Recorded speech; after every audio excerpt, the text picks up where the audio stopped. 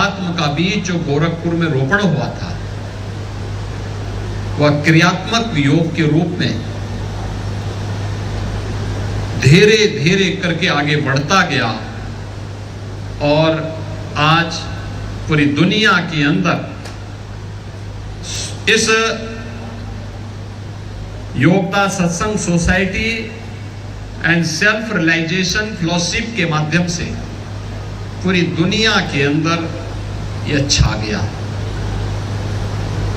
लेकिन इस स्थान पर परमहंस योगानंद जी की स्मृति को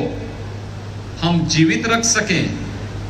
गोरखपुर के साथ उनके संबंधों को जोड़ सकें, ये मेरे मन में काफी दिनों से आ रहा था। मैंने कई बार इसके लिए प्रयास किया, लेकिन अंततः स्थानीय प्रशासन के सहयोग से यह संभव हो पाया है और आज वह दिन आया है जब हम उस महापुरुष को, उस योगी को स्मरण करने के लिए इस मुक्तिपुर में, नाम ही मुक्तिपुर है, यानी स्थान ही मुक्ति का प्रदाता है, मुमुक्षु प्रदाता है,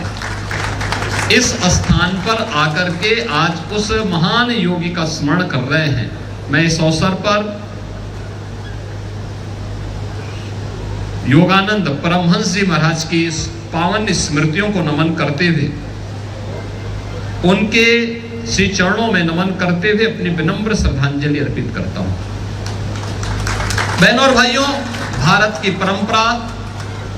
महान योगियों, तपस्वियों, ऋषि और संतों, महर्षियों से जुड़ी हुई रही है, जिन्होंने केवल भौतिक चक्षु से ही नहीं बल्कि चेतना के विस्तार के माध्यम से केवल इस ब्रह्मांड का ही नहीं, इस लोक का ही नहीं, बल्कि संपूर्ण ब्रह्मांड के रहस्यों को उजागर करके रख दिया था। और भारत के संतों, ऋषि मुनियों और योगियों की इस परंपरा में अनेक इस प्रकार के ऋषि मुनि और योगी हुए हैं, जिन्होंने अपनी साधना की सिद्धि के माध्यम से तत्कालीन समाज के मार्गदर्शन का काम तो किया ही, अपने चमत्कारों के माध्यम से, अपनी सिद्धियों के माध्यम से जीवन के उन रहस्यों के बारे में भी लोगों को अवगत कराया, जो सामान्य स्थिति में एक नागरिक के लिए या समाज के लिए अत्यंत कठिन होता है। याद करिए, भारत की आध्यात्म की ही पराकाष्ठा रही होगी। महाभारत का युद्ध चल रहा है, धृतराष्ट्र दोनों आंखों से उन्हें दिखाई नहीं देता है। एक तरफ उनके पुत्र के नेतृत्व में महाभारत की सेना खड़ी है कौरवों की, और दूसरी तरफ उनके भतीजे युधिष्ठिर के नेतृत्व में उस रणभूमि में खड़े हैं। लेकिन धृतराष्ट्र को यह लगा कि मुझे ये युद्ध देखना चाहिए, युद्ध कैसे होता है इसके बारे में जानना चाहता हूं, क्योंकि कौरव सत्ता में थे, कौरव के साथ बड़ी सेना थी। उनको ये लगता था, धृतराष्ट्र को एक गलतफहमी हो गई थी कि कौरव जीतेंगे,